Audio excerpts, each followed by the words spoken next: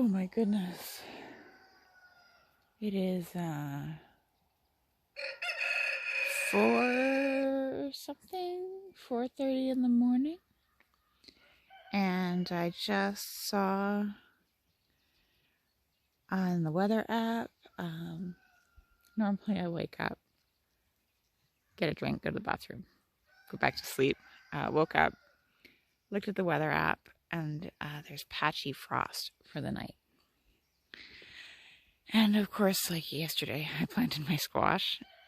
It's yesterday was the 10th of June. This is the 11th of June. So I rushed out here because squash is very frost sensitive.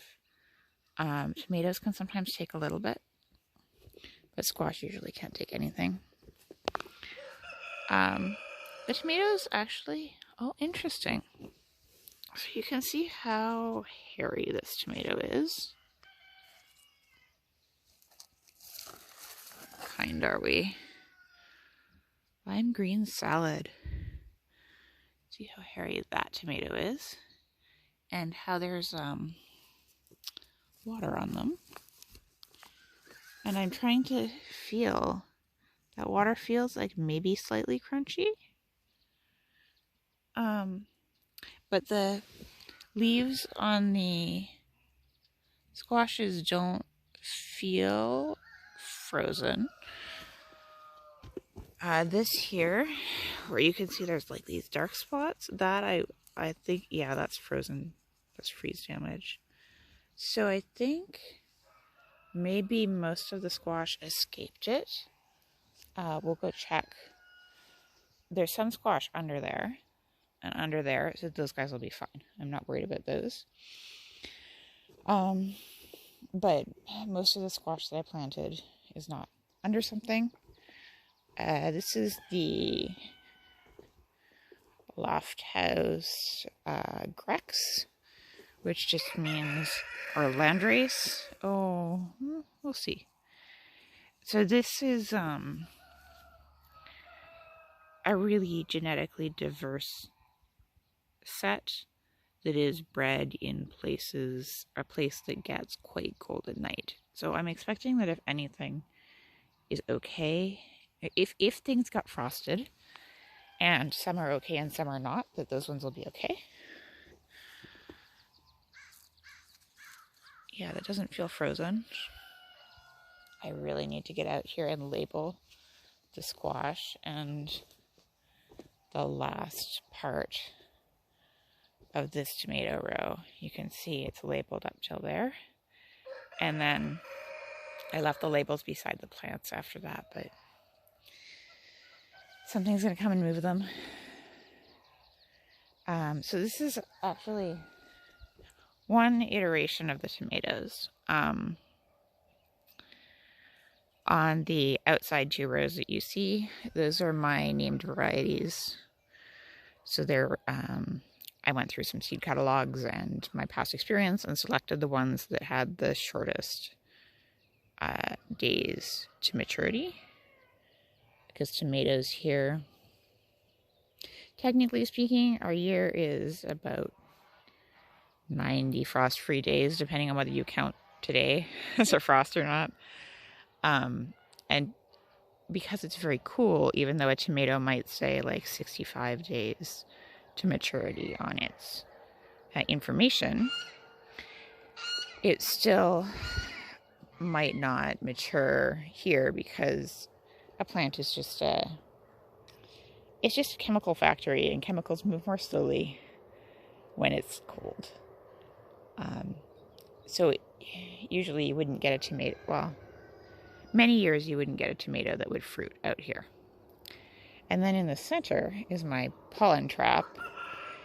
These are a genetically diverse set of plants that all have the kind of flowers that will take pollen from the other flowers around.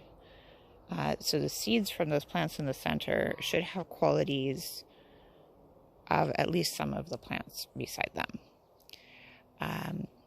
So I'm going to save a lot of seed from the center ones. And that should be like You know, when you sit, I don't know, like, okay, I haven't really grown up with Christmas, but like, if you have a Christmas tree and there's a present that's been under it for like a month and you have no idea what it is, and then finally you get to open it, growing seed from these tomatoes will be like that. Except that I haven't even got the seed yet. And so in a year and 3 months, like, so 3 months, they'll set seed, and then I'll save the seed, and then I'll plant the seed at this time next year. And then 3 months from now, the following year, next year, I'll get to see what's in those seeds. And that's like long wait for something that's very cool. Here are my beans. I soaked them for a couple days before planting, and kind of excited about this. This is dry beans, so they're not beans that you harvest to eat green. There's a whole bunch of different kinds of beans in here that are, for the most part, like soup beans, pinto beans, marrow fat beans, which are those big white ones. But I also have, the first row is adzuki beans, which are when you have like a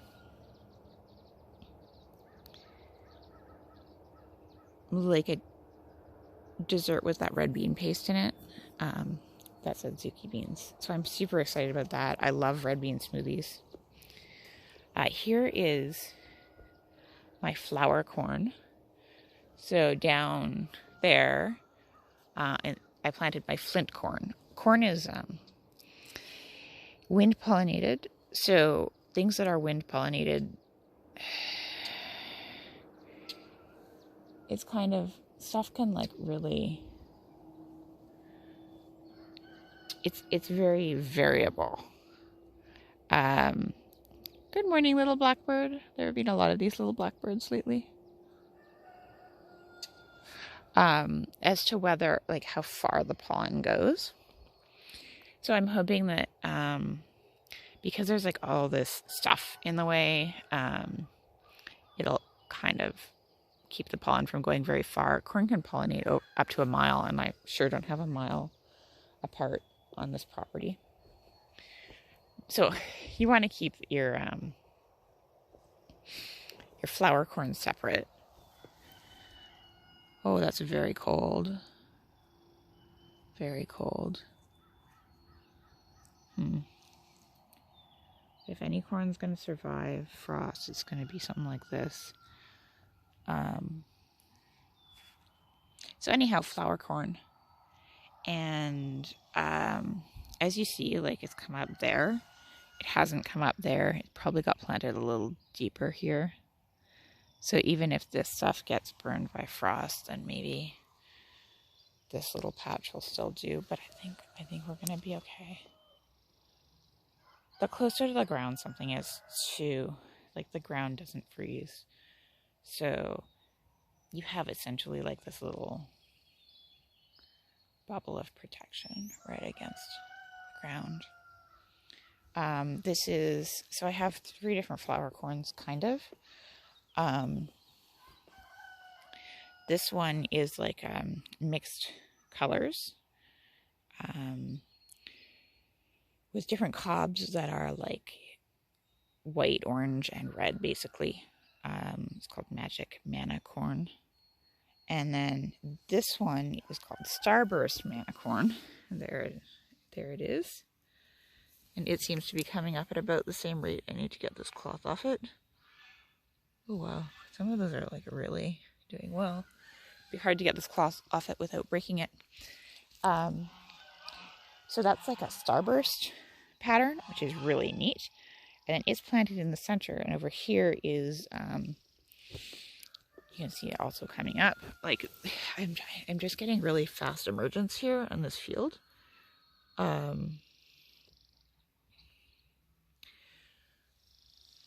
This is, it's called lavender parching, but another name for it is Mandan red clay.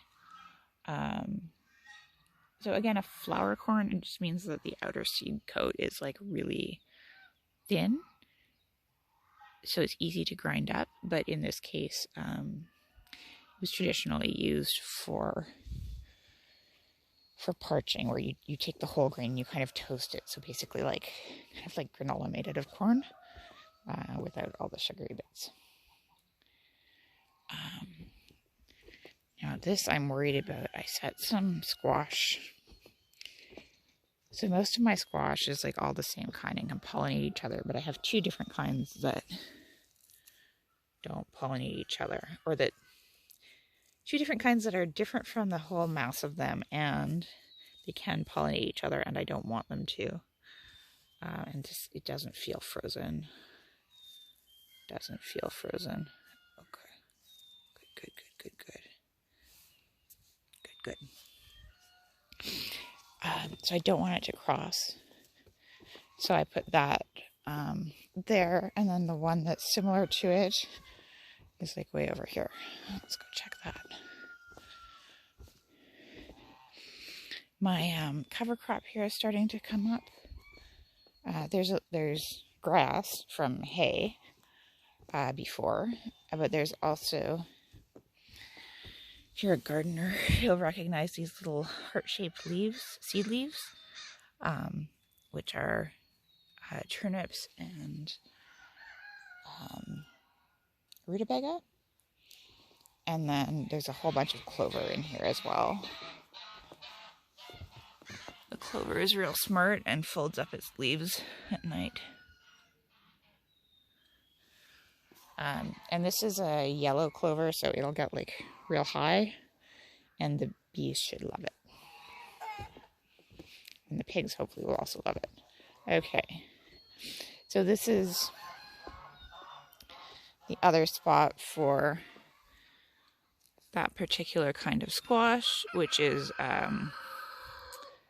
pepo, the same kind as zucchini, whereas those ones are the same kind as like butternut, buttercup, like all of many eating squashes are in that set. And so this does not feel frozen at all. Like this is the warmest feeling the leaves that I've been feeling are, and actually kind of drier too. I wouldn't have thought this spot was necessarily warmer, but maybe it just drains better. If I wanted to cut down trees over there, that would be good for the garden. I do want to cut down some trees over here, but logistically it's a bit difficult. And I want to lower the height on this willow bush and take out these aspens. I had ravens eat a whole litter of piglets the other day, and then some. I had camped out here with my pellet gun for a while, and then when I had to go inside, they got them. The ravens came and ate everyone. So that's not great at all. But it's very hard to get out here. Like, the ravens know what a gun looks like. So when I come out here with a gun, they're gone. You know, one tells the others. And when I come out here without a gun, I can't do anything, and I can't be out here all the time anyhow. But my sun deck right there, if I could see this field, then I might be able to shoot some ravens from there. A pellet gun should just disincentivize them. It shouldn't kill them from that range. Although honestly, at this point, I'm not completely opposed to the idea of killing them. They aren't particularly kind when they kill my livestock. They also carried off a bunch of living ducklings. The ducklings were making their like, please mom, come rescue me sound.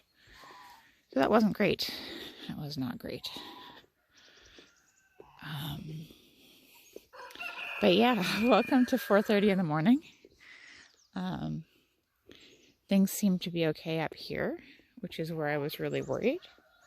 Why don't I just go down and show you the other corn and stuff. You can see the bloom is almost off the apples. So that means that,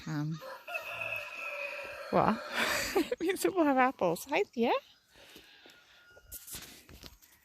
Not really properly dressed to be outside, but no one else is around. We're good.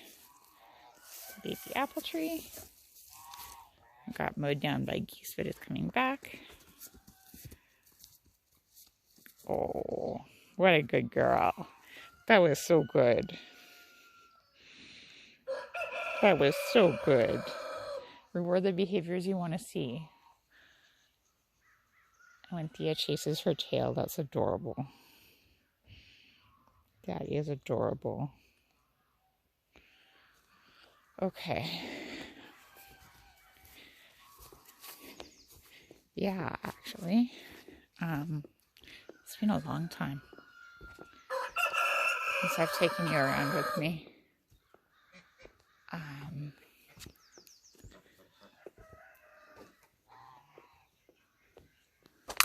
Ooh.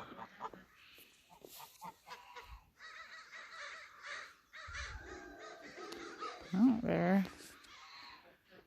You know, last year the crows chased all the ravens away, and this year they did not.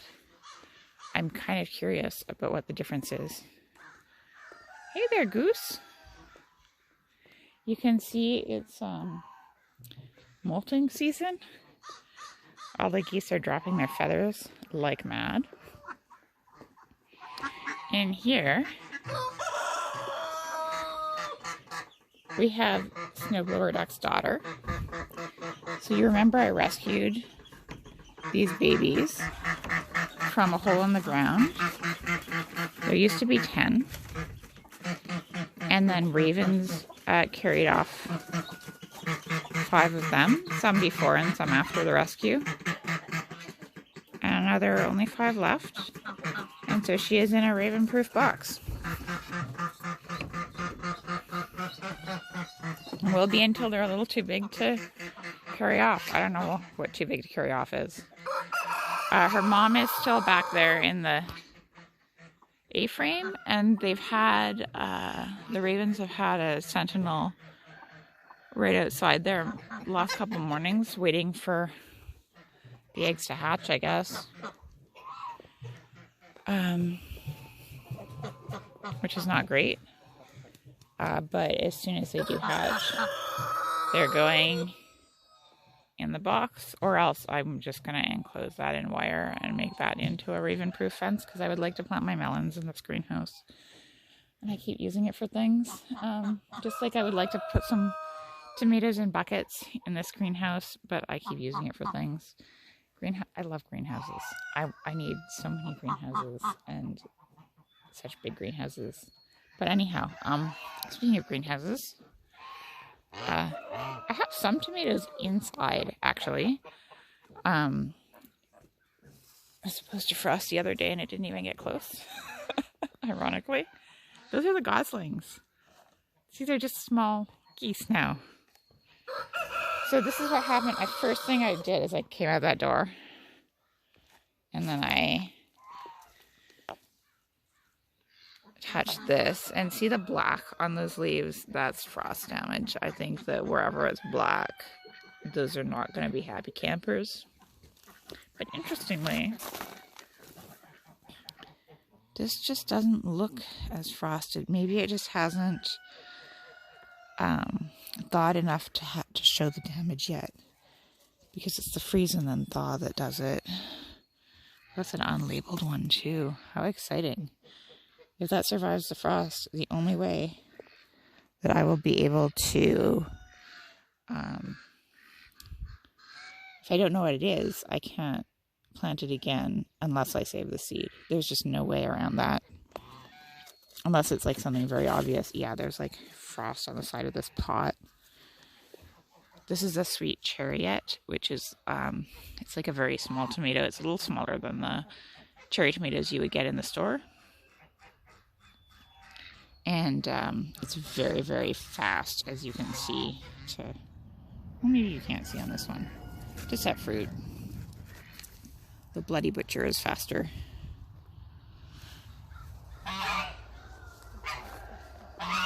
Oh, the garden is really endlessly interesting to me right now. These are some mints that were like super wrecked, like they hadn't been watered properly, that I got from a garden center. They were gonna throw them out. Here we have frost on the edges of things. It's just, yeah, like as we speak, it's kind of unfrosting a little bit, I guess. They're like, so the stuff in here should be very frost tolerant. Like something like this shouldn't even hurt it at all. Oh yeah, those are frozen. Those leaves are actively frozen. They're like stiff frozen. So this is a leaf cabbage. So basically a kale-ish. This is a different leaf cabbage. Basically a collards-ish. Yesterday I took like 7 kilos of rhubarb out of here. I barely made a dent. And you can walk through the pathway now. The stuff that's flowering is sweet Sicily. It smells like licorice, which is either good or bad, depending on how you feel about licorice. In here, even though there's no door on the greenhouse, like those cucumbers, perfectly fine. And even just like a tiny bit of cover was enough. You can see some very beautiful lettuces in the front there, the brown, red, and then some romaines back there. Again, very beautiful. And then this is like a rapini, a broccoli rabe. I don't know how to pronounce that. It's like kind of a sprouting, very weedy broccoli. It is very fast from planting the seed to time to eat. So I've harvested that already. I had it actually for dinner yesterday. And it's sending out more side shoots, and I'll be able to eat those until I decide to pull them out altogether. There's a different, slower growing sprouting broccoli back there.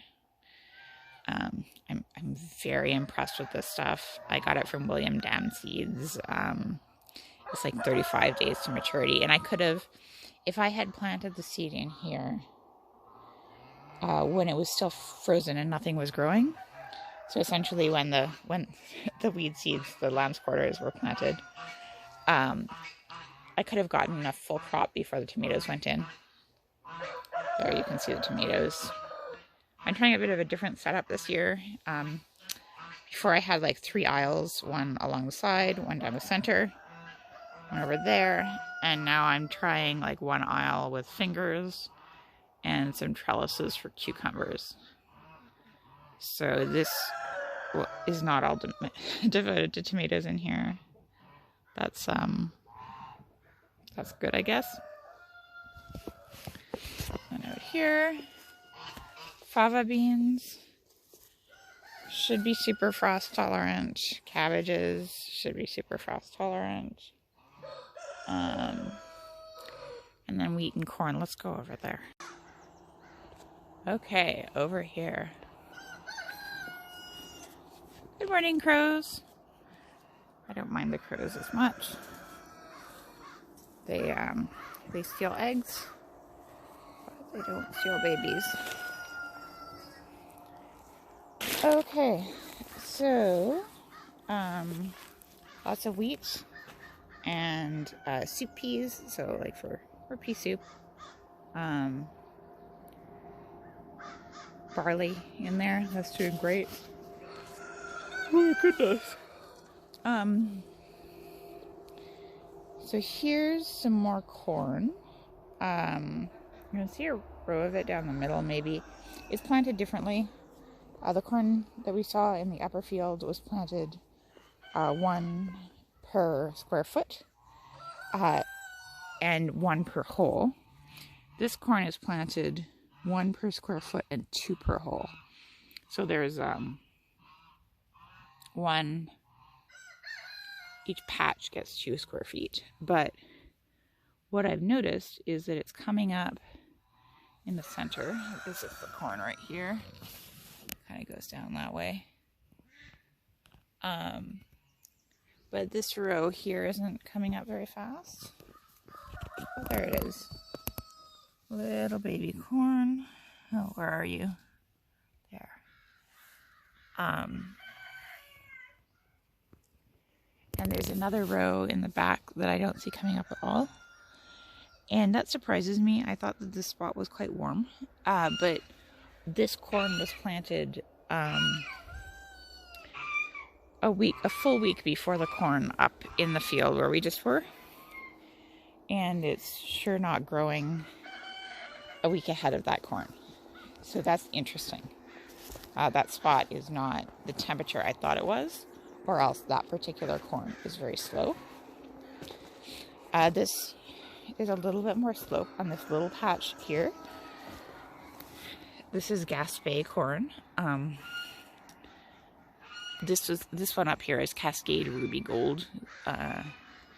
This is Gaspé, which is like, it's super tiny corn. I grew it last year, and I planted them all a foot apart, and they were too far apart to pollinate properly. So now I planted them like essentially 6 inches apart and 2 seeds per hole in many cases. So this is going to be like a little thicket of corn. It came up great. You can see it's ahead of, well, it's more uniform than that corn up there. Oh, hey, Raven. And there's another patch of that same corn under here. Maybe after a frost isn't the time to start thinking about taking this off. Oh yeah, this is stiff with frost. Oh, and there's beautiful emergence there.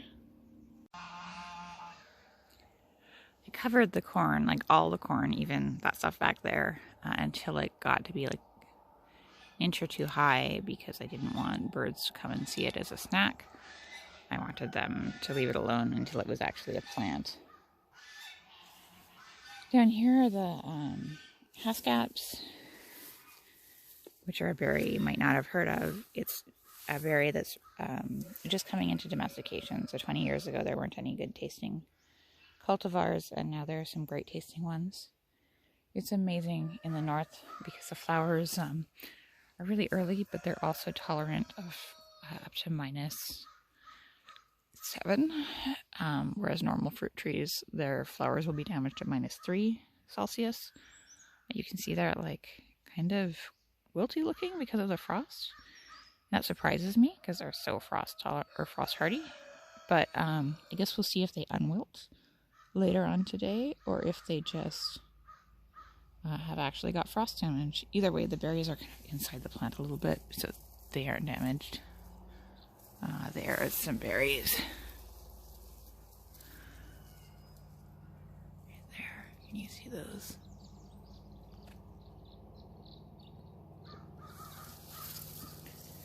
And then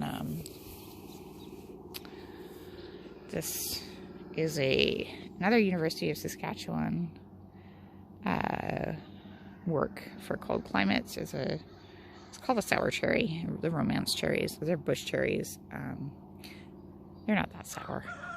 They have lots of sugar in them. And yeah, okay. Well, I guess what will be, but everything is not obviously completely dead. So that's nice.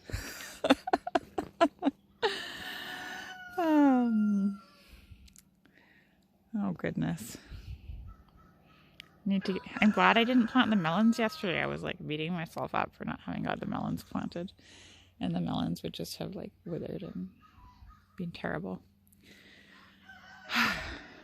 Okay. I guess I could go back to bed if I wanted to. Or something.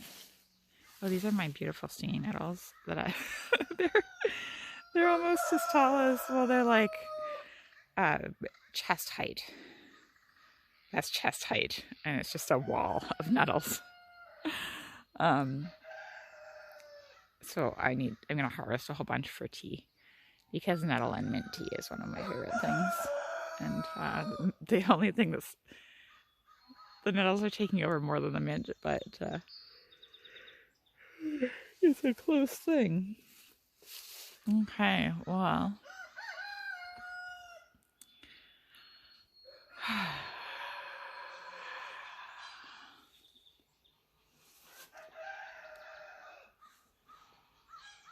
Okay, time for me to go in. You have a good afternoon, probably afternoon by the time I get this uploaded. We'll do more garden tours. Oh, no, wait, look. It's currants. Those berries are currants. I love currants so much, and I thought that this bush was getting crowded out with stinging nettles. Well, the bush is getting crowded out with stinging nettles, but I was gonna go in there and rescue them this spring, and didn't get to it. Oh, hi, Raven.